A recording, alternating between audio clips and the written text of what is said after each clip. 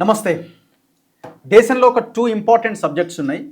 ఒకటి నేషనల్, ఒకటి international. Air India plane క్రాష్కి సంబంధించిన సమాచారాన్ని ఇంకా ప్రజలు తెలుసుకోవాలనుకుంటూనే ఉన్నారు. అసలు ఏం జరిగింది, ఎట్లా కూలింది, ఎట్లా పేలింది, ఎయిర్ ఇండియా తప్పిదం ఏమైనా ఉందా, ఎవరైనా సంఘ విద్రోహ శక్తుల ప్రమేయం ఉందా, ఇట్లా రకరకాలుగా మాట్లాడుకుంటున్నారు. ఇక ఈ మధ్యకాలంలో అందరు అనలిస్టులు అయిపోయారు, దాంట్లో ఏం డౌట్ అక్కర్లేదు. ఏ సబ్జెక్ట్ వచ్చినా యూట్యూబ్లో, గూగుల్లో ఉన్న సమాచారంతో ప్రతిదీ కొంత తెలుసుకొని ఇంకొంత దానికి యాడ్ చేసి ఎవరికి ఇష్టం వచ్చినట్టుగా వారు మాట్లాడుతున్నారు. ఇది జనరల్గా ఉన్నదే. అండ్ రెండో ప్రధానమైన అంశం ఇరాన్ అండ్ ఇజ్రాయెల్కి సంబంధించిన వార్. ఈ వార్ ఎఫెక్ట్ భారతదేశం మీద ఎలాంటి ప్రభావం చూపించబోతున్నది, ముఖ్యంగా చమురు నిల్వలు ఎక్కువగా ఉన్న ఇరాన్ లాంటి ప్రాంతం నుంచి చమురు దిగుమతులు ఆగిపోతే మనలాంటి దేశానికి ఏమైనా ఇబ్బంది రాబోతున్నదా, పెట్రోల్ రేట్లు చాలా భారీ ఎత్తున పెరిగే అవకాశం ఉందన్నది ఒక చర్చ ఆల్రెడీ స్టార్ట్ అయింది. సో ఈ యుద్ధం ఎక్కడి వరకు పోతుంది, కొన్ని పేపర్లు అయితే ఏకంగా వరల్డ్ వార్ 3 అని టైటిల్ కూడా పెట్టేసినాయి. మరి ఏం జరగబోతున్నది మనం డిస్కస్ చేద్దాం. సో ఈ రెండు అంశాల మీద మాట్లాడడానికి నా ముందు senior journalist, analyst, so social మీడియాలో పాపులర్ ఫిగర్ సురేష్ కొచ్చాటిల్ గారు నా ముందు ఉన్నారు. డిస్కస్ చేద్దాం. సార్ నమస్తే. నమస్తే. ముందుగా మనం ఎయిర్ ఇండియా విమాన ప్రమాదం గురించి మాట్లాడాలి. సో దాదాపుగా వారం 10 రోజులు అవుతున్నది. సో ఇప్పటి వరకు మీరు అనాలిసిస్ చేసిన దాంట్లో ఇది జరిగింది అని ఏమైనా మనం చెప్పడానికి ఏమైనా అవకాశాలు కనబడుతున్నాయా మీకు? దీంట్లో మనం, ఎందుకంటే మీరు చెప్పినట్లు చాలామంది టీవీలో వచ్చి అందరు ఎక్స్పర్ట్స్ అయిపోయినారు. ఇప్పుడు నాకు కూడా ఫోన్ చేసినప్పుడు ఎవరైనా ఫోన్ చేస్తానని చెప్తాను, నేను ఎక్స్పర్ట్ కాదు, కానీ 10 మంది పైలట్స్ దగ్గర మాట్లాడాను. కొంతమంది సర్వింగ్, కొంతమంది రిటైర్డ్. వాళ్ళు చెప్పే దాని ప్రకారం, ఎందుకంటే దీంట్లో అసలు ఒక 60 సెకండ్లు కూడా లేకుండే. యూజువల్లీ టేక్ ఆఫ్ నుంచి ఒక స్టేజ్కి వచ్చేదాకా 15 నిమిషాలు పడుతుంది. మీరు కూడా ప్లేన్లో ఎక్కినప్పుడు మీకు గుర్తుంటుంది, ఎయిర్ హోస్టెస్ వాళ్ళు కూర్చున్న ప్లేస్ నుంచి లేస్తున్నప్పుడు 15 నిమిషాలు, 10 నుంచి 15 నిమిషాలు పడుతుంది. లెవెల్ ఆఫ్ అయిపోతుంది ఆ టైంలో. అంటే 25,000 ఫీట్ల హైట్లో ఉంటుంది ఆ టైంలో. అండర్ క్యారేజ్ అంతా పైకి లోపలికి వెళ్ళిపోతుంది, అంతా సెటిల్ అయ్యి మళ్ళీ పైలట్స్ సర్వింగ్, ఫుడ్ అంతా సర్వింగ్ మొదలు పెడతారు. టైమింగ్ ఉంటుంది మీకు రికార్డింగ్కి. ఇప్పుడు ఏమవుతుందండి, బ్లాక్ బాక్స్లో మీకు స్టార్టింగ్ నుంచి టేక్ ఆఫ్ నుంచి క్రాష్ దాకా మీకు ఒక 2 నిమిషాలు టైం కూడా లేదు. ఏం జరిగిందని 38 సెకండ్స్ అదే. అంటే మీరు రన్వే తీసుకుందాం ఫస్ట్. ఇప్పుడు నేను మాట్లాడిన కొంత పైలట్స్ ఏమంటున్నారంటే రన్వే మొత్తం యూజ్ చేసుకున్నారు. వీళ్ళు యూజువల్లీ యూజ్ చేయరు. రన్వే కన్నా ఒక 500 మీటర్ ముందే వీళ్ళు టేక్ ఆఫ్ చేసేస్తారు. మీకు గుర్తుంటుంది, లైన్స్ ఉంటుంది అక్కడ. ఆ లైన్స్ దగ్గర నుంచి టేక్ ఆఫ్ చేస్తారు. R1 V1 ఒకటి ఉంటుంది, V2 ఒకటి. వెలాసిటీ ఎక్కువైనప్పుడు వెళ్ళిపోతారు. ఎందుకు యూజ్ చేశారు మొత్తం, ఇది ఒక ప్రశ్న. మనం ఎప్పుడు ఎవరైనా కానివ్వండి, ఈ బ్లాక్ బాక్స్ మొత్తం అనలైజ్ చేసేదాకా, అంటే బ్లాక్ బాక్స్ అంటే మనం బ్లాక్ కలర్ అనుకుంటాం, కాదు, యాక్చువల్లీ ఇది ఆరెంజ్ కలర్లో ఉంటుంది. ఇంకోటి దాంట్లో 2 ఉంటుంది, కాక్పిట్ వాయిస్ రికార్డర్, ఇంకోటి దాని టెక్నికల్ డీటెయిల్స్ చేసి ఇంకో రికార్డర్ ఉంటుంది, 2 ఉంటుంది అన్నమాట. సో కాక్పిట్ వాయిస్ రికార్డర్లో పైలట్లు ఎయిర్ ట్రాఫిక్ కంట్రోల్తో మాట్లాడుతున్న ఒక రికార్డింగ్, పైలట్లు ఇద్దరు మాట్లాడుకుంటున్న ఇంకో రికార్డింగ్, మూడోది అంబియంట్ సౌండ్ అంటారు. అంటే పక్క నుంచి ఏదైనా సౌండ్ వచ్చిందా, ఇప్పుడు ఏదైనా పేలిన సౌండ్ వస్తే అది దాంట్లో ఆ రికార్డింగ్ అవుతుంది అనమాట. కానీ మిగతాది టెక్నికల్ డీటెయిల్స్ అంతా రికార్డ్ చేసేది ఇంకో రికార్డర్ ఉంటుంది, డిజిటల్. దాంట్లో ఏమవుతుందంటే ఎయిర్క్రాఫ్ట్ అన్ని పారామీటర్స్ దాంట్లో ఉంటుంది. అంటే వాళ్ళు పుష్ బ్యాక్ చేసినప్పటి నుంచి, అంటే ఎయిర్క్రాఫ్ట్ ఒక ట్రాలీ లాంటి ఒక ట్రాక్టర్ ఉంటుంది, అది పుష్ బ్యాక్ చేస్తుంది. అక్కడి నుంచి రన్వే ఎండ్కి వచ్చి అక్కడి నుంచి టేక్ ఆఫ్ చేసి అక్కడి నుంచి ఏం జరిగిందో అని మొత్తం దాంట్లో ఉంటుంది. మనం వెయిట్ చేద్దాం. ముందు ఈ రికార్డింగ్ అంతా అనలైజ్ చేయడానికి 2 నెలల నుంచి 6 నెలల దాకా పట్టేది. మరి ఇప్పుడు 5 సెకండ్స్ ఆడియో దొరికింది, అదే ఫైనల్ అని అంటున్నారు. అది ఏమైతుందంటే ఎయిర్ ట్రాఫిక్ కంట్రోల్లో రికార్డ్ చేస్తారు. ఇది కాక్పిట్ నుంచి వచ్చింది కాదు ఇది. సో ఇప్పుడు ఆ బ్లాక్ బాక్స్ నుంచి వచ్చిన ఆడియో రికార్డింగ్ కాదు ఇది. ఏటీసీలో ఏం చేస్తారు, ఏదైనా యాక్సిడెంట్ జరిగితే ఎయిర్ ట్రాఫిక్ కంట్రోల్ డీజీసీ వచ్చి సీల్ చేసేస్తారు. మీరు లాస్ట్ 10 నిమిషాలు ఏం మాట్లాడారు మొత్తం సీల్ చేసేసి దాన్ని వింటారు ఫస్ట్. ఓకే.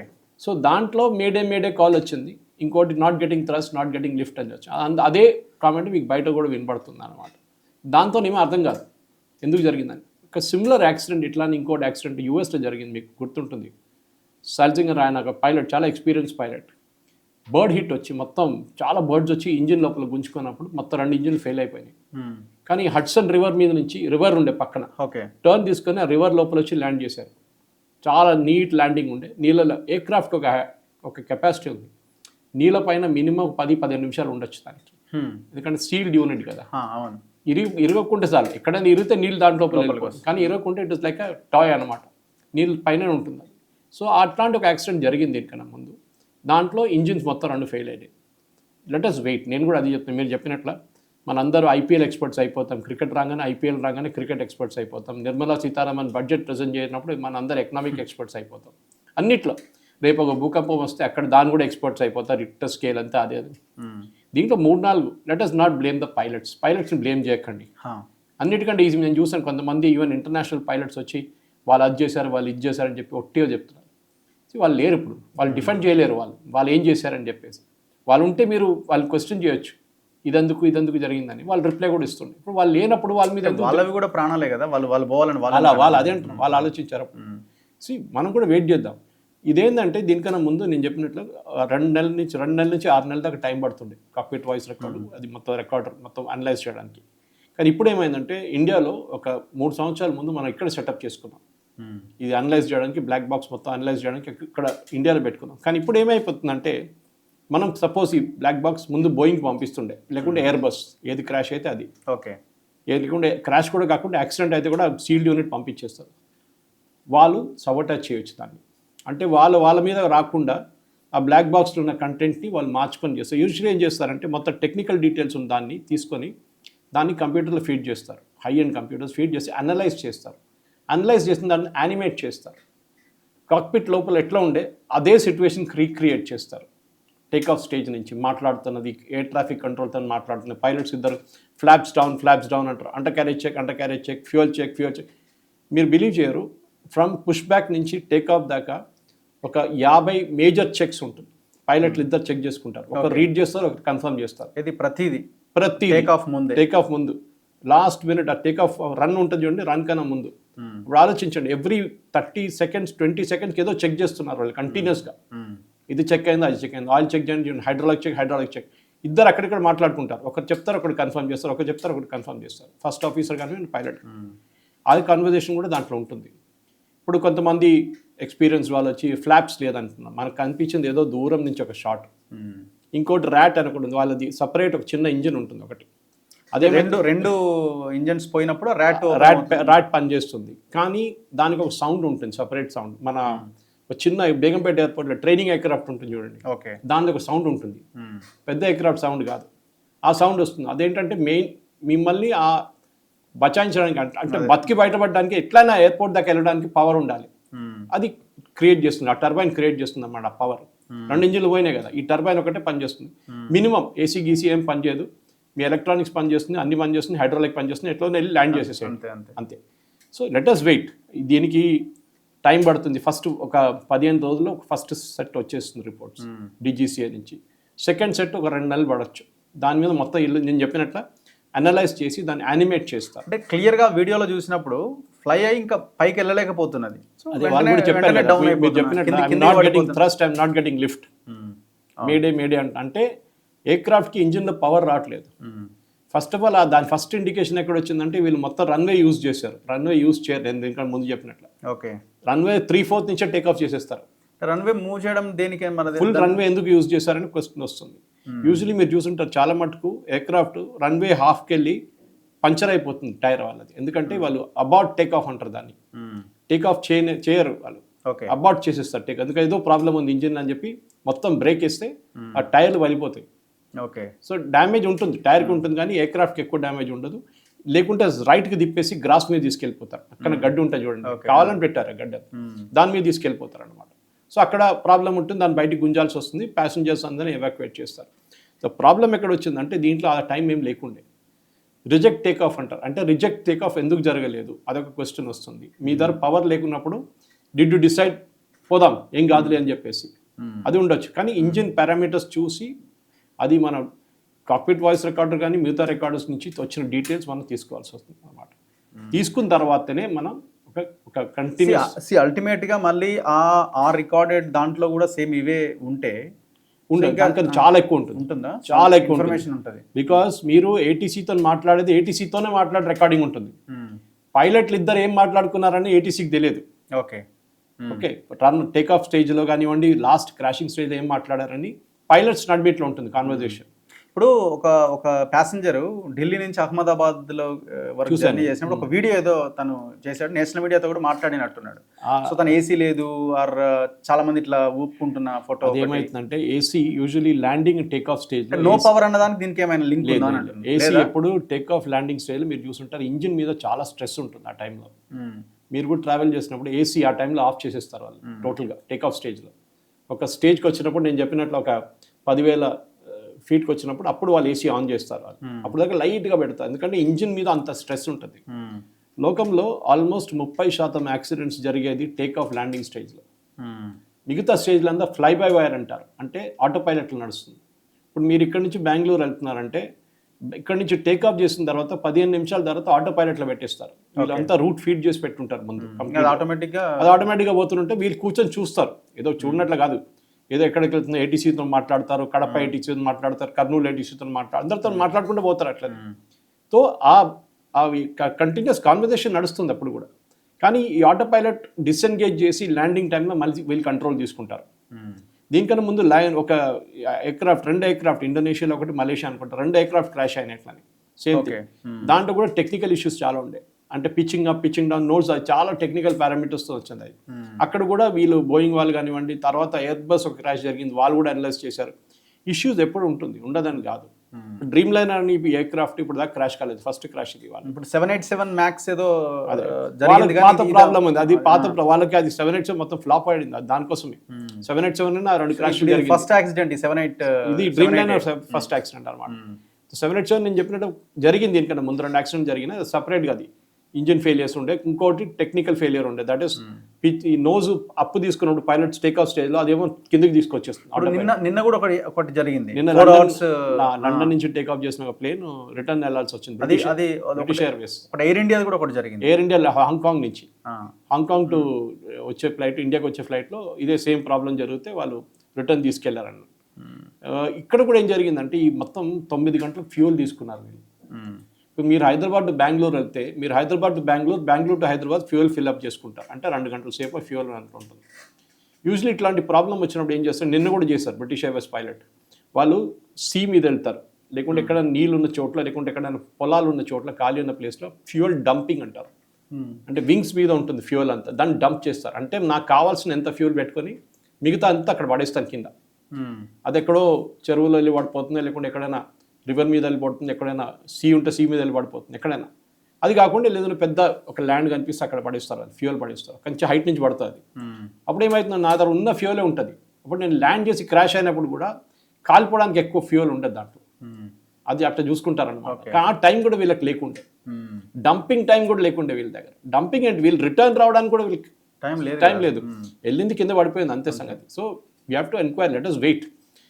ఇంకోటి క్వశ్చన్ మీరు చెప్పినట్లనే టాటాల మీద ఇది టర్కిష్ వాళ్ళు మెయింటైన్ చేశారు, వీళ్ళు మెయింటైన్ చేశారు, అది ఒకటి వినిపిస్తుంది కదా, ఏదో ఆయిల్ కూడా ఏదో దాని కల్తీ, ఆయిల్ కంటామినేషన్ జరుగుతుంది, అప్పుడప్పుడు జరుగుతుంది ఆయిల్. కానీ ఆయిల్ కంటామినేషన్ జరిగినా కూడా దానికి బైపాస్ చేయడానికి చాలా రూట్స్ ఉన్నాయి. ఇంకోటి ఒక్క ఇంజిన్ మీద కూడా ఎయిర్క్రాఫ్ట్ నడుస్తుంది, 2 ఇంజిన్లు అక్కర్లేదు మీకు, ఒకదాని మీద నడుస్తుంది. కానీ వీళ్ళు అది కాదు కదా, వీళ్ళు ఒక్క ఎయిర్క్రాఫ్ట్ కూడా ఒక్క ఇంజిన్ మీద కూడా నడిపిన వీళ్ళకి ఛాన్స్ లేకుండే వీళ్ళ దగ్గర. 2 పోయినాయి కదా, 2 పోయినాయి ఒకటేసారి.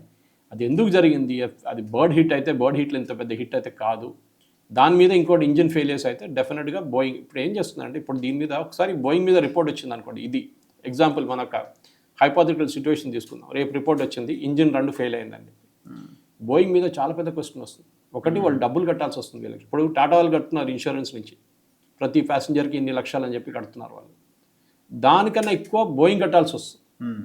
ఓకే, ఎందుకంటే వాళ్ళ తప్పు. అప్పుడు వాళ్ళు ఎంత అయినా కానీ వాళ్ళకి ఎక్స్పర్ట్స్ అందరూ పెట్టుకొని కాదు మా తప్పు కాదు, ఇంజిన్ ప్రాబ్లం కాదు, పైలట్లు తప్పు చేసి అంటారు. కానీ మీరు లెట్ us వెయిట్, రిపోర్ట్ వచ్చిన తర్వాత బోయింగ్ డెఫినెట్లీ బోయింగ్ మీద ఏమైనా క్వశ్చన్ ఉంటే వాళ్ళు కూడా ఆన్సర్ చేయాల్సి వస్తుంది. ఈసారి మనం ఏం చేస్తున్నాం అంటే, యుఎస్ పంపించకుండా, మన దగ్గర చేపించకుండా, న్యూట్రల్ థర్డ్ ప్లేస్లో, పాసిబ్లీ యూరోప్లో ఈ బ్లాక్ బాక్స్ని టెస్ట్ చేయబోతున్నాం. ఓకే, ఎందుకంటే మనం చేసినాం అనుకోండి, మనం ట్యాంపర్ చేసిన బోయింగ్ అంటారు, అక్కడ చేస్తే వాడు చేసిన, అక్కడ చేసిన, అక్కడ కూర్చొని మన ఎక్స్పర్ట్స్ కూడా పోతారు, వాళ్ళు ముందే ఓపెన్ చేస్తారు, అనలైజ్ చేస్తారు, ఇది రిజల్ట్స్ అని చెప్పేస్తారు. దాని తర్వాత డీటెయిల్ అనాలిసిస్ ఉంటుంది, అది సపరేట్. అది ఒక్కొక్క మూమెంట్ ఎయిర్క్రాఫ్ట్ ఎక్కడ పోయిందో అన్ని మొత్తం తీస్తారు అది. సో ఇప్పుడు తను ఒక్కడు బయటకు వచ్చాడు కదా, సో ఇప్పుడు మనం వీడియోలో చూసినప్పుడు తను చెప్పేదేమో జస్ట్ ఇదవ్వగానే నా ముందే అందరూ చనిపోతుంటే నాకు ఒక వే దొరికితే దాని నుంచి బయటపడ్డా అనేది సంథింగ్ ఒక స్టేట్మెంట్ ఇచ్చింది కదా. అది మన కార్లలో అది మనం కార్లలో ఇప్పుడు కార్ చూడండి, యాక్సిడెంట్ కాగానే 4 డోర్లు ఓపెన్ అయిపోతాయి. అడ్వాన్స్ కార్స్లో 4 డోర్లు ఓపెన్ అయిపోతాయి. కొంతమంది బయటపడతారు, అది డెలిబరేట్. కొంతమంది సీట్ బెల్ట్ వేసుకొని అక్కడే కూర్చొని ఉంటాడు. ఇప్పుడు ఈయన సీట్ బెల్ట్ వేసుకున్నాడు, టైం దొరికిందా సీట్ బెల్ట్ తీయడానికి? అదొక క్వశ్చన్. అది ఓకే 11A ఎప్పుడు మొన్న కూడా నేను ఫ్రైడే రోజు బెంగళూరు ఫ్లై చేశాను. నేను మళ్ళీ నేను చెక్ చేశాను 11A అంటే ఆ కాన్ఫిగరేషన్ కాదు. ఆ ఎయిర్క్రాఫ్ట్ ఇంటర్నేషనల్ ఎయిర్క్రాఫ్ట్, ఇది 6 సీటర్ ఇది. ఓకే, అదేమో 9 to 12 సీటర్ ఉంటుంది డెఫినెట్గా. సో ఆయన అది కాన్ఫిగరేషన్ వేరే, 2 ఐల్స్ ఉంటాయి దానికి. ఇది ఒకటే ఎయిర్క్రాఫ్ట్, మన బెంగళూరుకి వెళ్ళేది, బాంబేకి వెళ్ళేది ఇక్కడ. సో బహుశా కావచ్చు, బికాస్ లక్ అనేది మనం చెప్పలేము. ఒకసారి అందరు పోయినాక ఒక మంచి బయటపడ్డా అంటే that is a big miracle. కానీ ఆయనకు కూడా రికలెక్షన్ ఎక్కువ లేదు. ఏదో సౌండ్ వచ్చిందంట, ఆ సౌండ్ గ్రౌండ్ మీద కొట్టిన తర్వాత వచ్చిందా, ఎయిర్లో ఉండే సౌండ్ వచ్చిందా, అది ఇంకో క్వశ్చన్ అనమాట. ఎందుకంటే డౌన్ అయినప్పుడే ఆయన దూకేసాడు, అది సౌండ్ అనేది. ఎందుకంటే ఆయన కూడా హాలుసినేషన్ అంటారు ఇంగ్లీష్లో.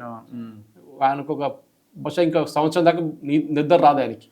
ఇదే సీన్ వస్తూనే ఉంటుంది మనసులో. ఎందుకంటే ఎట్లా బతికాను ఎట్లా. ఆ బ్రదర్ కూడా ఉన్నాడు అదే ప్లేన్లో, ఆయన పోయాడు. ఎవరు? వాళ్ళ బ్రదర్ 11 జైల్లో కూర్చున్నాడు ఆయన. సో ఇట్లాంటి పరిస్థితుల్లో I think as a professional మనం ఏం చేయాలంటే let us leave it to the experts. వాళ్ళు ఒక వారం, ఇన్ని రోజులు వెయిట్ చేసాం కదా, ఇంకో వారం వెయిట్ చేయండి, ప్రిలిమినరీ రిజల్ట్ వచ్చేస్తుంది. దాని తర్వాత ఫైనల్ రిజల్ట్ వస్తుంది. అది ఒక 5-6 months పడుతుంది. కానీ ప్రిలిమినరీలో 90% తెలిసిపోతుంది ఏం జరిగింది.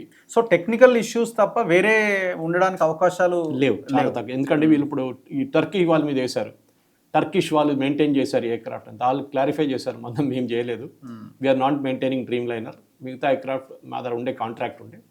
ఈ ఎయిర్క్రాఫ్ట్ కూడా ఇంకొక 6 నెలల్లో దీనికి ఇంకో స్ట్రిప్పింగ్ చెక్, డీచెక్ అంటారు, దాన్ని కంప్లీట్గా ఎయిర్క్రాఫ్ట్ని స్ట్రిప్ చేసి మళ్ళీ వాపస్ పెడతారు, ఎస్పెషల్లీ ఇంజిన్స్ని. ఎందుకంటే ఒక సర్టన్ నెంబర్ ఆఫ్ కిలోమీటర్స్ పోయిన తర్వాత మీ కార్లో కూడా చూడండి 10,000-20,000 కిలోమీటర్ పోగానే మళ్ళీ సర్వీస్ సెంటర్కి తీసుకెళ్లాల్సి వస్తుంది. మొత్తం వాళ్ళు కంప్లీట్ ఆయిల్ చేంజ్ అన్ని చెక్. అట్లనే ఎయిర్క్రాఫ్ట్ కూడా ఇంజిన్ మొత్తం ఇప్పేస్తారు వాళ్ళు. ఇంజిన్ ఇప్పేసి కంప్లీట్గా చెక్ చేస్తారు. ఎందుకంటే ఒక్కొక్క ఇంజిన్లో 20,000-30,000 పార్ట్స్ ఉంటుంది. మీరు అది అన్ని మొత్తం చెక్ చేయాల్సి వస్తుంది. ఎక్కడో ఒక ట్యూబ్ పోయింది, ఎక్కడో ఒక రబ్బర్ షీటింగ్ పోయిందంటే మొత్తం పోతుంది. ఇప్పుడు మనం ఈవెన్ స్పేస్ షటిల్స్లో చూసాం, ఛాలెంజర్ కల్పన చావ్లా చనిపోయిన దాంట్లో కూడా చిన్నగా రబ్బర్ గ్యాస్కెట్ చాలు, $15 రబ్బర్ గ్యాస్కెట్ పోయిందని చెప్పి మొత్తం వెళ్ళిపోయింది. సో స్మాల్ థింగ్స్ ఉంటుంది. కానీ వెయిట్ చేద్దాం. బేసిక్ థింగ్ ఏంటంటే పైలట్స్ లేరు, వాళ్ళ మీద ఆరోపణలు చేయకండి, వాళ్ళు డిఫెండ్ చేయలేరు, వాళ్ళ ఫ్యామిలీ మీద ఉన్న ట్రామా ఆలోచించండి. మీరు చెప్తే వాళ్ళ ఫ్యామిలీ వాళ్ళు బయట తిరగలేరు, వాళ్ళ ఇంటికి దిగి వీళ్ళందరూ అంటారు పైలట్ చేశారంటారు. అది కాదు. లెట్ us వెయిట్ చేసిన తర్వాత ఎవరు ప్రాబ్లం, గ్రౌండ్ లెవెల్లో ప్రాబ్లం నడిచిందా, మెయింటెనెన్స్ ఇష్యూ ఉండేనా, ఇంజిన్ పారామీటర్స్ ఏమన్నా, అంతా డిజిటల్ వాయిస్ రికార్డులు మొత్తం వచ్చేస్తుంది. డిజిటల్ దాంట్లో మొత్తం డీటెయిల్స్ వచ్చేస్తుంది డిజిటల్. మొత్తం తీసి బట్టి చూద్దాం ఎట్లా వస్తున్నారు. నెక్స్ట్ అంశం మనం ఇంట్రోలో చెప్పినట్టు ఇరాన్ ఇజ్రాయెల్ యుద్ధం. సో ఇది 3వ ప్రపంచ యుద్ధానికి దారి తీస్తుందని పెద్ద స్టేట్మెంట్స్ వినబడుతున్నాయి. సో అట్లాంటి సిచ్యువేషన్ ఏమైనా ఉండే అవకాశం ఉందా? భారత్ పాకిస్తాన్ యుద్ధాన్ని ఆపిన ట్రంప్ ఈ యుద్ధాన్ని ఎందుకు ఆపలేకపోతున్నాడు? ఎందుకంటే ఇజ్రాయెల్ అమెరికాని మనం వేరువేరుగా చూడలేం ఎట్టి పరిస్థితుల్లో. కరెక్ట్. సో మరి ఈ సిచ్యువేషన్లో ట్రంప్ ఎందుకు ఆపలేకపోతున్నాడు? చెప్పిన వాళ్ళు ఎందుకు వినరు? లేదు దీని వెనకాల పూర్తిగా అమెరికానే ఈ యుద్ధాన్ని చేయిస్తున్నదా? ఓవరాల్గా మీ అనాలిసిస్. దీనికి కొంచెం రివైండ్ చేయాల్సి వస్తుంది. మనం 1970, 60, 70 నుంచి రావాలి. వాళ్ళకి ఇండిపెండెన్స్ మన టైంలోనే వచ్చింది. మనకన్నా ఒక సంవత్సరం తర్వాత ఇజ్రాయెల్ బికేమ్ ఎ స్టేట్. వాళ్ళకి ఇండిపెండెన్స్ అని లేదు, దే బికేమ్ ఎ స్టేట్. వాళ్ళకి ఏంటి ప్రాబ్లం అంటే వాళ్ళ చుట్టుపక్కల ఉన్న అందరూ వాళ్ళ enemies, Egypt, Jordan, Syria, Lebanon, వీళ్ళందరూ మొత్తం ఒక టైంలో 6 Day War జరిగినప్పుడు వీళ్ళందరినీ కలిసి కొట్టారు ఇజ్రాయెల్. ఆలోచించండి, వీళ్ళందరూ కలిసి ఇజ్రాయెల్ మీద దాడి చేశారు ఆ టైంలో. అప్పుడు కూడా ఇజ్రాయెల్ దగ్గర ఇంత టెక్నాలజీ లేకుండే, ఇంత మంచి ఎయిర్క్రాఫ్ట్ లేకుండా. అప్పుడు కూడా వాళ్ళ ఉన్నదాన్ని బట్టి they achieved a beautiful victory. Golda Meir was the lady, అప్పుడు ఆమె ప్రైమ్ మినిస్టర్ ఉండే ఇజ్రాయెల్. సో ఆ 6 Day War తర్వాత ఇజ్రాయెల్ చాలా నేర్చుకున్న లెసన్స్ ఏంటంటే మనలాగానే ఒకవైపు చైనా, ఒకవైపు పాకిస్తాన్, ఒకవైపు బంగ్లాదేశ్, మన దగ్గర మాల్డీవ్స్, మనకు థ్రెట్స్ ఉండే అందరి దగ్గర నుంచి. ఇజ్రాయెల్ కూడా అంతే, వాళ్ళకి రైట్ ఆఫ్ ఎగ్జిస్టెన్స్ ప్రాబ్లం. వాళ్ళకి ఈ ఇస్లామిక్ కంట్రీస్ ఏమంటున్నారు, Israel does not have a right to exist. తెలుగులో చెప్పాలంటే వాళ్ళకి నేషన్గా ఉండడానికి అర్హత లేదు. ఎవరికి? ఇజ్రాయెల్. అంటే ఎట్లా అదట్లా నడుస్తుంది. ఇజ్రాయెల్ ఇస్ ఎ కంట్రీ, మీరు you have to agree to it. మీరు సరే ల్యాండ్ తీసుకున్నారు, వాళ్ళ దగ్గర ల్యాండ్ గుంజుకున్నారు, వీళ్ళ దగ్గర ల్యాండ్ గుంజుకున్నారు, కరెక్టే. ఒరిజినల్ ఇజ్రాయెల్ మీరు బిలీవ్ వాళ్ళు డబ్బులు పెట్టుకుని కొన్నారు. డబ్బులు పెట్టి అరబ్స్ దగ్గర నుంచి కొన్న ల్యాండ్ అది ఇజ్రాయెల్. చుక్క నీళ్ళు వర్షం పడదు అక్కడ.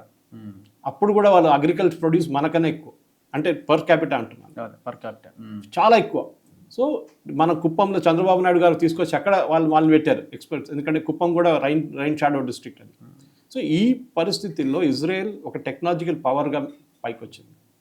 అదే టైంలో అరబ్ వరల్డ్లో పెద్ద ప్రాబ్లం ఏంటంటే సౌదీ అరేబియా ఇట్లాంటి పనులకు వెళ్ళరు, వాళ్ళు డబ్బులు. ఇంకోటి షియా సున్నీ కాంబినేషన్ ఉంది.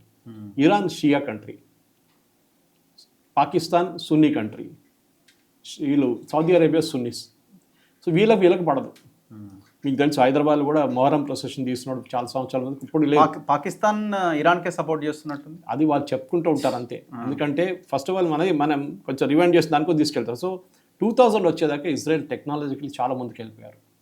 వాళ్ళకి తెలిసిపోయింది ఎప్పుడైనా వార్ జరిగినప్పుడు మాకు అమెరికా సపోర్ట్ ఉంటుంది అని. అమెరికాలో ఉన్న జ్యూస్, ఎస్పెషలీ వాళ్ళ మీడియా అండ్ ఫైనాన్స్ కంట్రోల్ చేసేది జ్యూస్ మొత్తం. సో అమెరికన్ గవర్నమెంట్ ఏ గవర్నమెంట్ ఉన్నా కానీ ఇజ్రాయెల్ని సపోర్ట్ చేయకుండా ఉండరు. వాళ్ళు మొత్తం దింపేస్తారు గవర్నమెంట్ కింద. అంత పవర్ఫుల్ వాళ్ళ జూ కమ్యూనిటీ అక్కడ. వాళ్ళు ఎక్కడైనా కానివ్వండి, జూస్ ఎక్కడ సెటిల్ అయినా కానీ వాళ్ళు చాలా పవర్ఫుల్ కమ్యూనిటీ వాళ్ళది. మన దగ్గర పార్సీస్ లాగా అన్నమాట.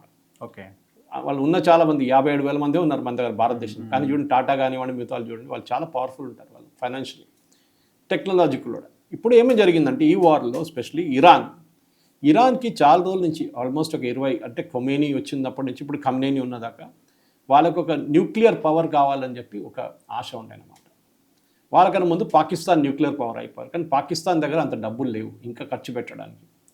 ఇరాన్ ఏం చేశారంటే స్మగ్లింగ్ చేశారు చాలా మటుకు. దీన్ని ఈ సెంట్రిఫ్యూగ్స్ అంటారు, యురేనియంని ప్రాసెస్ చేయడానికి ఫైన్ క్వాలిటీలు తీసుకోవడానికి సెంట్రిఫ్యూగ్. మీ కాలేజ్లో మీరు గుర్తుంటుంది, మీరు కెమిస్ట్రీలో ఎక్స్పెరిమెంట్ చేస్తున్నప్పుడు టెస్ట్ ట్యూబ్లో వేసేసి దట్ టెస్ట్ ట్యూబ్ని ఫుల్ స్పీడ్లో తిప్పుతారు. That is the basic centrifuge. దాని హైయెస్ట్ వర్షన్స్ ఏమో ఈ యురేనియంకి యూజ్ చేస్తారు, చాలా పెద్ద కెపాసిటీ. ఓకే, అప్పుడు ఈ ఇరాన్ ఈ సెంట్రిఫ్యూగ్స్ని తీసుకొచ్చినప్పుడు యుఎస్ భయమైంది, వీళ్ళు ఏమైనా వెపన్స్ తయారు చేస్తారని చెప్పి వీళ్ళు IAEA International Atomic Energy Agency సూపర్విజన్లో వాళ్ళు కెమెరాలు పెడతారు, అన్ని చోట్ల కెమెరాలు పెడతారు, ఎక్కడెక్కడ వీళ్ళ న్యూక్లియర్ ఫెసిలిటీ ఉందో వీళ్ళు ఏం చేస్తున్నారని చూడడానికి. వీళ్ళేమన్నారు, మేము 1% దాకా ప్యూరిఫై చేస్తాం, దానికన్నా ఎక్కువ తీసుకెళ్ళాము. ఒకసారి మీరు 60 నుంచి 70 నుంచి 80% ప్యూరిటీకి వచ్చేస్తే మీరు వెపన్స్ తయారు చేయొచ్చు. ఓకే, అప్పుడు దాకా మీరు వెపన్స్ కాదు, మీరు పీస్ఫుల్ పర్పసెస్. మన దగ్గర న్యూక్లియర్ ఫ్యూయల్ కాంప్లెక్స్ ఉంది ఇక్కడ చెర్లపల్లిలో. భారతదేశంలో ఉన్న అన్ని న్యూక్లియర్ కాంప్లెక్సెస్ ఎన్ఎఫ్సి అన్ని కాంప్లెక్సెస్కి వాళ్ళు సప్లై చేసేది వాళ్ళే ఫ్యూయల్. ఓకే, బయట నుంచి యురేనియం వస్తుంది, ఆ యురేనియంని ప్రాసెస్ చేసి రాడ్స్ తయారు చేసి కల్పాకం కానివ్వండి, మిగతా దేశంలో కోటా కానివ్వండి, ఎక్కడైనా అక్కడ పంపిస్తారు వాళ్ళు. ఇది ఫ్యూయల్ అన్నమాట. సో దానికి సూపర్విజన్ ఉంటుంది, ఎవ్వరు అన్సూపర్వైజ్గా వెళ్ళగలరు. ఐఏ అక్కడ కూడా సూపర్వైజ్ చేస్తారు. ఈ సూపర్విజన్లో వీళ్ళకి తెలిసిపోయింది ఏంటంటే ఇరాన్ ఏదేదో చేస్తున్నారు గొడవ నడిమిట్లా, 2 కెమెరాలు పనిచేయట్లేదు అని చెప్పి అక్కడ ఏదో పని చేస్తున్నారు. అది కాకుండా కొత్త సైట్స్ తయారు చేసుకున్నారు. ఎప్పుడైనా న్యూక్లియర్ సైట్స్ తయారు చేసినప్పుడు, న్యూక్లియర్ ప్లాంట్ కాదు, న్యూక్లియర్ మిసైల్ సైట్స్ తయారు చేసినప్పుడు చాలా పెద్ద మౌంటైన్ కింద తయారు చేసుకుంటారు. మన పాకిస్తాన్లో చూసాం కైరానా హిల్స్ అని చెప్పి, దాని లోపల తయారు పెట్టి అక్కడ పెట్టుకుంటారు. వీళ్ళేమో పిక్చర్ లాగా ఇరాన్ వాళ్ళు పెద్ద పబ్లిసిటీ లాగా ఒక వీడియో రిలీజ్ చేశారు, మీరు కూడా చూసుంటారు. వాళ్ళు ఇప్పుడు మొన్న చనిపోయిన 2 జనరల్స్ నిలబడి ఒక జీప్లో పోతున్నారు, 2 సైడ్లలో మిసైల్ పెట్టున్నాయి, ఏదో మౌంటైన్ లోపల ఉందని చెప్పేసి. That is the first indication Israel 9 members చనిపోయారు, దాంట్లో 2 వాళ్ళు. ఇప్పుడు ఏమైందంటే ఇప్పుడు ఈ పర్టికులర్ గొడవ అంటే ఇదంతా October 7 తర్వాత స్టార్ట్ అయింది, దానికన్నా ముందు కూడా ఉండే. ఇరాన్కి అసలు పడదు. ఇరాన్ స్పాన్సర్ చేసేది 3 టెర్రరిస్ట్ గ్రూప్స్ మెయిన్గా, హెజ్బుల్లా లెబనన్లో, ఇటువైపు హమాస్ ప్యాలెస్టైన్లో, అటువైపు హూతీస్ యమన్లో. ఇదే యమన్ సౌదీ అరేబియా మీద ఎన్నోసార్లు దాడి చేశారు. దానికోసం సౌదీ అరేబియాకి ఇరాన్కి అస్సలు పడదు. ఎప్పుడు ఇరాన్ చూడండి, ఈవెన్ వాళ్ళ పిలిగ్రిమ్స్ని హజ్కి పంపిస్తే కూడా వీళ్ళు రానియరు, వాళ్ళని పంపించేస్తారు ఒకసారి రిటర్న్ అన్నమాట. ఇప్పుడు జరిగిందంటే మన హెజ్బుల్లాని వీళ్ళే ఆన్ చేశారు, వీళ్ళే డబ్బులు ఇచ్చి, వీళ్ళే డ్రోన్స్ ఇచ్చి, వీళ్ళే డబ్బులు అంతా మొత్తం నస్రుల్లా మొత్తం లీడర్షిప్ తయారు చేసింది వీళ్ళే, పెంచి పోషించారు మొత్తం. దాంట్లో ఏం జరిగిందంటే లెబనన్లో ఒరిజినల్ గవర్నమెంట్ పోయింది. ఆలోచించండి, హమాస్ కూడా అంతే. Palestine original government, Palestine authority ఎవరు, యాసిర్ అరాఫాత్ వాళ్ళ పార్టీ, వాళ్ళు ఎక్కడున్నారు ఇప్పుడు? లేరు. వాళ్ళు నామకే వస్తుంటారు, వెస్ట్ బ్యాంక్లో ఉన్నారు వాళ్ళు, ఇక్కడ లేరు, ఇటువైపు గాజాలో లేరు వాళ్ళు. ఇదే ఇక్కడ జరిగింది. లెబనాన్ అనే రాష్ట్రం క్రిస్టియన్ స్టేట్ ఉండే ఒక టైంలో. ఇప్పుడు కూడా 16% మంది క్రిస్టియన్స్ ఉన్నారు అక్కడ, కానీ ఇప్పుడు క్రిస్టియానిటీ అని అక్కడ లేదు, మొత్తం ఇస్లామైజ్ అయిపోయారు వాళ్ళు. అక్కడ హెజ్బుల్లాని పెంచి పోషించారు వీళ్ళు మొత్తం. ఇటువైపు హమాస్కి డబ్బులు ఇవ్వడం, వాళ్ళకి టన్నల్ కన్స్ట్రక్ట్ చేయడానికి డబ్బులు, విపరీతమైన డబ్బులు ఖర్చు పెట్టారు ఇరాన్ వీళ్ళ మీద.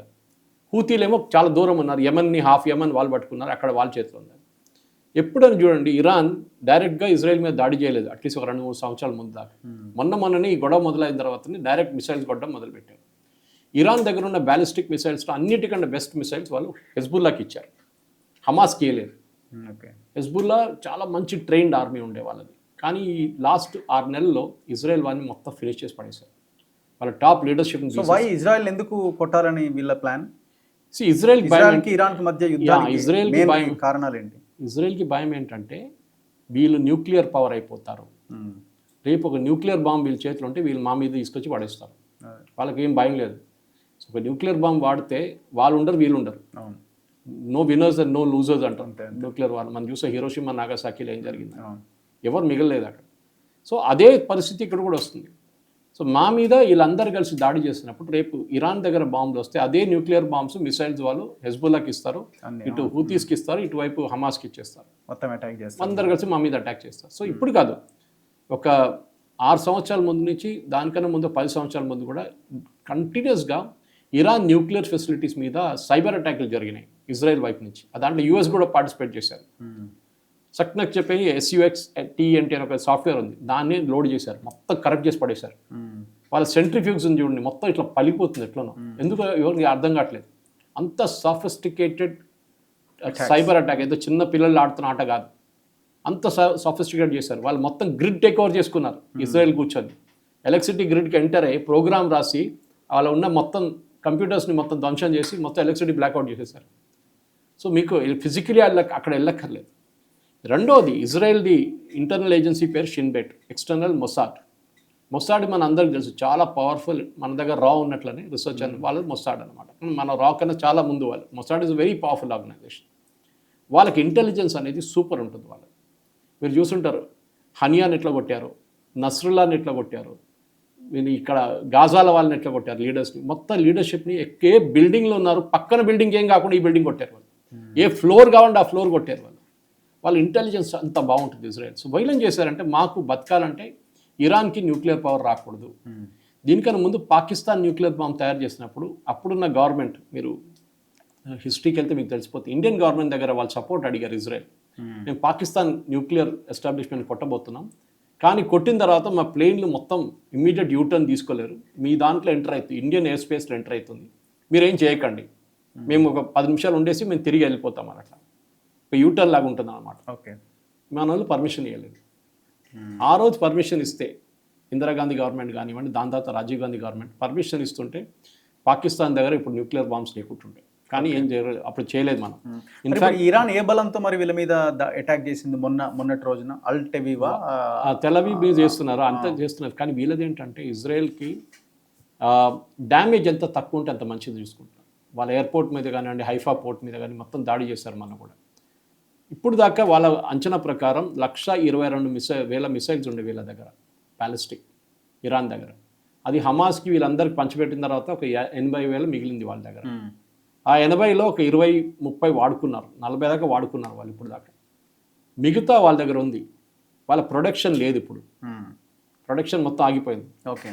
ఇంకొక 10 రోజులు కొడితే వాళ్ళ దగ్గర వెపన్స్ ఉండదు.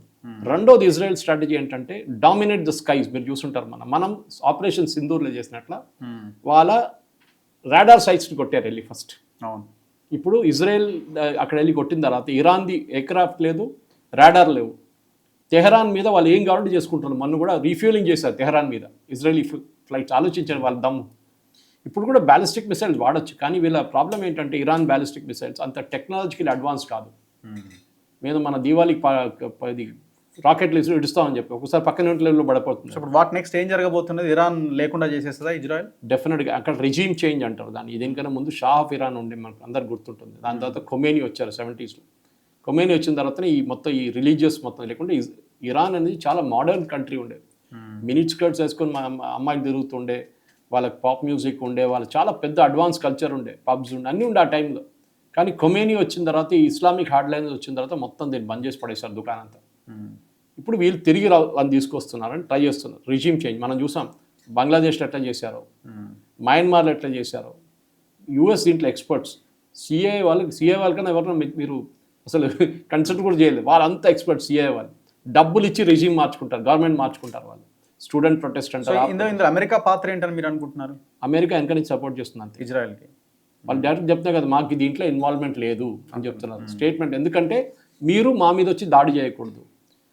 మా మీద దాడి చేసి మేము ఊరుకునేది లేదంటున్నా కదా. ఎందుకు ఎక్కడ దాడి చేస్తారు? ఎందుకంటే వీళ్ళ పక్కన 16 బేస్లు ఉన్నాయి యుఎస్కి, గల్ఫ్లో, Saudi Arabia, Qatar, Iraq, Syria, అన్ని ప్లేసెస్లో వీళ్ళ బేస్ ఉంది, పెద్ద పెద్ద బేసెస్. దాని మీద దాడి చేశారనుకోండి, అప్పుడు మొత్తం మారిపోతుంది, గేమే మారిపోతుంది. ఇరాన్ కూడా చూడండి, ఇప్పుడు చాలా కేర్ఫుల్ ఉన్నారు. వాళ్ళు పక్కనున్న అమెరికాని కొడతలేరు. ఖతార్ పక్కదే కదా, పక్కదే కదా, ఇంత దూరం ఉన్న ఇజ్రాయెల్ కొట్టే అమెరికాని కొట్టచ్చు కదా, కొన్ని కొట్టరు. ఎందుకంటే దెన్ వీళ్ళందరూ కలిసి ఇక్కడ రిటర్న్ కొడతారు. ఇప్పుడు కూడా అమెరికా పార్టిసిపేట్ చేస్తుంది. మిసైల్ ఫైర్ చేయగానే, బ్యాలిస్టిక్ మిసైల్ వాళ్ళు కూడా 10-20 కొట్టేస్తున్నారు ఎయిర్లోనే, వాళ్ళ ఫ్లైటర్ ప్లేన్స్ పంపించి. జార్డన్ మన కూడా కొట్టారు నేను చెప్పినట్లు. సో అందరు హెల్ప్ చేస్తున్నారు. ఈవెన్ బ్రిటన్ కూడా, బ్రిటిష్ వాళ్ళు కూడా 20-30 మిసైల్స్ని వాళ్ళు కూడా డౌన్ చేస్తున్నారు. కానీ అమెరికా మీద దాడి జరిగితే ఈ గేమ్ మారిపోతుంది. అమెరికా ఇన్వాల్వ్ అయితే దెన్ ఇరాన్ని మొత్తం ధ్వంసం చేసేస్తారు. అమెరికా ఆల్రెడీ ఇరాన్తో డిస్కషన్స్ ఉన్నారు, మీకు తెలుసు, న్యూక్లియర్ దాని గురించి వీళ్ళ లిమిట్ చేయడానికి. కానీ ఇరాన్ ఆగదు. వాళ్ళకి కావాల్సింది ఏంటంటే, వాళ్ళు సీరియస్గా తీసుకోవాలంటే మా దగ్గర న్యూక్లియర్ పవర్ ఉంది. ఇప్పుడు పాకిస్తాన్ మన మీద మొన్న దాకా ఎట్లా బ్లఫ్ కొట్టారు, చేతిలో ఒక కర్ర పట్టుకొని నా దగ్గర కర్రను చూడు కొడతానంటే ముందు ఉన్నోనికి భయం వస్తుంది. నువ్వు కర్ర గుంజుకుంటే ఏం చేస్తారు? మనం చేసాం అది. We call the Pakistani bluff అని మోదీ గారు చెప్పాను చూడండి, ఆ న్యూక్లియర్ బ్లఫ్. ఇప్పుడు ఇరాన్ కూడా అదే చేస్తున్నారు. ఈ ఇరాన్ దగ్గర ఈ పవర్ లేకుంటే, వాళ్ళ న్యూక్లియర్ ప్లాంట్స్ లేకుంటే, వాళ్ళ న్యూక్లియర్ ఫెసిలిటీ లేకుంటే ఏ రోజైనా వీళ్ళు మొత్తం ఫినిష్ చేసేయచ్చు. అది ఎండ్ గేమ్ ఉంటుంది. ఇంకొక 1-2 నెలల లోపల ఇరాన్ విల్ బి కంప్లీట్లీ డెవస్టేట్, కంప్లీట్గా. వాళ్ళ డ్యామ్లు కొడుతున్నారు, వాళ్ళ వాటర్ ఫెసిలిటీని కొడుతున్నారు, వాళ్ళ ఎలక్ట్రిసిటీని కొడుతున్నారు, న్యూక్లియర్ సైట్స్ కొడుతున్నారు, వాళ్ళ సైంటిస్ట్ని చంపేస్తున్నారు, వాళ్ళ మేజర్ వాళ్ళ చీఫ్స్ అందరం చంపేశారు. So next 1 week to 10 days చాలా క్రూషియల్ ఉండబోతుంది. బహుశా మనం నెక్స్ట్ టైం మీట్ చేసినప్పుడు కథ ఇంకోటి ఉంటుంది. సో ఇండియా మీద చాలా ఎఫెక్ట్ ఉంటుంది అంటున్నారు. పెట్రో ఉత్పత్తుల రేట్లు భారీగా పెరిగే అవకాశం అంటున్నారు. అట్లా ఉండదు, ఎందుకంటే ఆల్రెడీ కొంత పెరిగింది అని అంటున్నారు. ఇంటర్నేషనల్ మార్కెట్లో పెరుగుతుంది ఎప్పుడైనా. కానీ అమెరికా ఏం చేస్తారంటే, సౌదీ అరేబియా దగ్గర ప్రొడక్షన్ పెంచమంటారు, ఇరాక్ దగ్గర ప్రొడక్షన్ పెంచమంటారు, కువైట్ దగ్గర పెంచమంటారు. వాడు రేట్ పెంచుతాడు కదా, వాడు పెంచగానే ఇంటర్నేషనల్ మార్కెట్లో ఇప్పుడు మీరు మీ దగ్గర కంపెనీ ఉందండి, మీరు ఆయిల్ డిగ్ చేస్తున్నారు, మీరు $60కి అమ్ముతున్నారు. రేపు ఇరాన్ పెంచి $80 చేస్తే మీరేం చేస్తారు? మీరు 80 తీసుకుంటే ఎవరు కొనడానికి ఎవరు ఉండరు. మీరేం చేస్తారు? 60-50 చేసేస్తారు. మీ ప్రొడక్షన్ కాస్ట్ కంట్రోల్ అయిపోతుంది. దానికి OPEC అంటారు, organisation of petrol exporting countries. అంటే ఇరాన్ కూడా ఉన్నారు. అమెరికా ప్రెషర్ పెట్టి సౌదీ అరేబియా ద్వారా మీ అవుట్పుట్ పెంచండి అంటారు. అవుట్పుట్ పెంచినప్పుడు ఏమైపోతే ఎకనామిక్స్ అనమాట, ఎక్సెస్ డిమాండ్ వచ్చినప్పుడు ప్రైస్ పడిపోతుంది. ఇంకోటి, క్రూడ్ ఆయిల్ ఎప్పుడు ఇవాళకి రేపటి కొనరు, లాంగ్ టర్మ్ కాంట్రాక్ట్స్ ఉంటుంది, సంవత్సరానికి 2 సంవత్సరాల కాంట్రాక్ట్స్ ఉంటుంది. సో కావాలంటే ఇప్పుడు $60 కొంటారు. ఇప్పుడు మన రష్యా గొడవ జరిగింది, మన రష్యా దగ్గర $40 కొన్నాం మనం పర్ బ్యారెల్. ఇంటర్నేషనల్ మార్కెట్లో 70 నడుస్తుంది, మనం 40 కొనేస్తాం. అమెరికా ఇబ్బంది పెడుతున్నట్టుంది కదా, రష్యా దగ్గర కొనొద్దు. అది నడుస్తుంది. మనం దాంట్లో కూడా మన గేమ్ మంచిగా ఆడుకున్నాం. మనం రష్యా దగ్గర నుంచి మనం హై సీస్లో కొంటాం. హై సీస్ అంటే ఆ సీ నడిమిట్లో పెద్ద ఒక ట్యాంకర్ ఉంటుంది, దానికి ఫ్లాగ్ ఉండదు. ఓకే, మనం వాళ్ళ దగ్గర నుంచి కొనేస్తాం. వాడికి ఒక కొత్త ఫ్లాగ్ పెట్టేసి మనం బాంబేకి తీసుకొచ్చేస్తాం, లేకుంటే జామ్నగర్ తీసుకొచ్చి దాన్ని రీఫైన్ చేసి యూఎస్కి అమ్మాం మనం. ఓకే, ఆలోచించండి, అదే రష్యన్ ఆయిల్ యూఎస్కి అమ్మాం, కానీ త్రూ ఇండియా పోయింది అది. సో మనం జయశంకర్ గారు చెప్పినట్లు మన foreign minister, we will do what is good for a country. మన దేశానికి ఏం కావాలంటే చేస్తాం మనం. మన దగ్గర ఆల్రెడీ ఒక 2 సంవత్సరాలకు ఉన్న ఆయిల్ రిజర్వ్స్ ఉంది మన దగ్గర. మ్యాంగ్లూర్ కానీ ఇటువైపు వైజాగ్ వైపు కానీ మనకి పెద్ద రిజర్వ్స్ తీసుకొచ్చి పెట్టారు. అది గవర్నమెంట్ డిస్క్లోజ్. ఏం ఎఫెక్ట్ ఉండదు అంటారు? ఏముండదు. కంట్రీ మొత్తం ఇదైపోయి అవే ఆపేసినా కూడా ఏ ఇబ్బంది ఉండదు. ఇరాన్ అంత ప్రొడక్షన్ లేదండి. ఇరాన్కి ఉన్న ఖతార్ న్యాచురల్ గ్యాస్ ప్రొడ్యూస్ చేస్తారు. ఖతార్ స్టేబుల్ కంట్రీ, అంటే స్టేబుల్ అంటే యూఎస్ చూసుకుంటున్నారు వాళ్ళని, సౌదీ అరేబియా కూడా యూఎస్ చూసుకుంటున్నారు. ఇక్కడ బహ్రెయిన్, ఇరాక్ వీళ్ళిద్దరు కూడా ప్రొడ్యూస్ చేయొచ్చు కావాలంటే, ఎంత కావాలంటే. యూఎస్ ఏమో సెల్ఫ్ సఫిషియెంట్ ఆయిల్, వాళ్ళు ఇప్పుడు ఎక్స్పోర్ట్ చేస్తున్నారు. సో అప్పటిలాగా కాదు, సద్దాం హుసేన్ పడిపోయిన ఆ టైంలో లాగా కాదు. ఇప్పుడు యూఎస్ఏ పెద్ద ఆయిల్ ప్రొడ్యూసర్. ఇప్పుడు మనకి మొత్తం 90% మన ఇంపోర్ట్సే కదా, మనం ఉంటుంది. కానీ మనం ఈజీగా మనం కొనుక్కున్నాం. నెక్స్ట్ 2 years కాంట్రాక్ట్ సైన్ చేసుకున్నాం. వాడు రేట్ పెంచలేడు. ఇప్పుడు మీరు ఒక షాప్కి వెళ్ళి ఒక పెద్ద కంపెనీ దగ్గర మాట్లాడుతున్నారు, రేపు నెక్స్ట్ సంవత్సరానికి నాకు ఇది ఇంత రేట్ కమ్మండి అంటే వాడు అదే రేట్కి ఇస్తారు మీకు. వాడు ఇంటర్నల్ రేట్ తగ్గిందో పైకి వెళ్ళిందో కానీ వాడు గవర్నమెంట్స్ అట్లా ఉండట్లేదు కదా. ఆడ చమురు బ్యారెల్ రేట్ పెరిగిందని చెప్పి మనకి పెంచేస్తున్నారు కదా. అది ఏం చేస్తారంటే ఇంటర్నేషనల్ రేట్ మార్క్ చేస్తారు. మన దగ్గర ఉంటుంది ఆల్రెడీ ఆయిల్, కానీ ఇంటర్నేషనల్ రేట్ పెరిగిందని చెప్పి మనం గవర్నమెంట్కి డబ్బులు కావాలంటే ఎక్కువ డబ్బులు సంపాదించవచ్చు. కానీ మనం అప్పుడు కొనలేదు, ఎందుకంటే ఇది రీఫైన్ చేయడానికి మీకు 3 నెలలు పడుతుంది. సో ఆల్రెడీ మనం జూన్లో ఉన్నాం, డిసెంబర్ దాకా ఉన్న స్టాక్ కొనేసుకున్నాం మనం. డిసెంబర్ కాదు, ఈవెన్ ఫిబ్రవరి దాకా ఉన్న స్టాక్ మొత్తం మన దగ్గర ఉంటుంది ఆల్రెడీ. క్రూడ్ ఆయిల్ ఉంటుంది, ఓకే. దాన్ని ప్రాసెస్ చేసి డీజిల్ కానీ పెట్రోల్ కానీ ఎల్పిజి కానీ తయారు చేయాల్సి వస్తుంది అనమాట. అది చేస్తూనే ఉంటారు మన వాళ్ళు కూడా ఆల్రెడీ, దానికి ప్రాబ్లం లేదు. సో మన దగ్గర గవర్నమెంట్ కావాలంటే అంత కూడా ఎక్కువ అయితే కూడా కస్టమ్స్ డ్యూటీ కట్ చేసి ఇస్తారు, రేట్ అక్కడే మిగిలిపోతుంది, అక్కడే ఉంటుంది, ఎక్కడ వెళ్ళదు. Anyway thank you sir, thank you very much. So ఇది స్పెషల్ డిబేట్ ఆన్ 2 ఇష్యూస్. చూద్దాం next 1 week or next 10 days situations ఎట్లా ఉంటాయి అన్నది. చూస్తూనే ఉండండి మన తొలి వెలుగు.